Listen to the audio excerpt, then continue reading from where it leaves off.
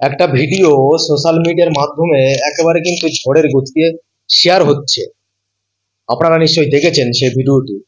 আবারও আমাদের চ্যানেলের মাধ্যম দিয়ে সেই ভিডিওটি আপনাদেরকে আমি দেখাবো।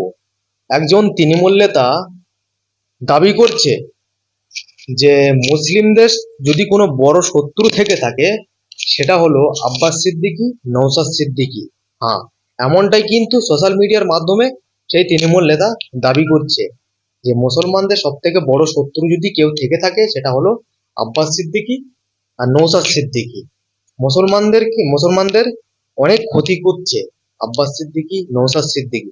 এমনটাই কিন্তু তিনি সোশ্যাল মিডিয়ার মাধ্যমে দাবি করছে যে আব্বাস সিদ্দিকী, নওশাদ সিদ্দিকী মুসলমানদের অনেক ক্ষতি করছে। দর্শক, আপনাদেরকে সেই ভিডিও আমি দেখাবো। আপনাদের মতামত অবশ্যই নিচে কমেন্ট বক্সে জানিয়ে যাবেন, আর এই ভিডিওটি বন্ধুদের মাঝে শেয়ার করতে ভুলবেন না।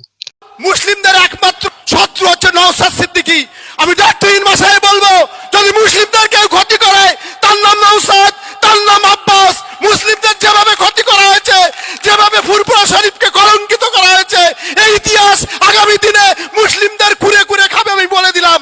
তার জন্য এই ভোটে বলছিল আমাদের পোলেহাটে, আমার সঙ্গে বলছিল, ভাই গত বিধানসভায় গত পঞ্চায়েত আইএসএফ করেছি, আমরা বুঝতে পারিনি।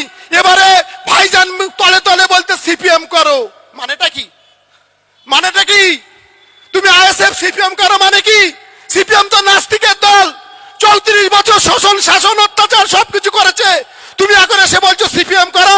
আমরা সিপিএম এ ভোট দেবো না। আমরা তৃণমূল কংগ্রেস, মমতা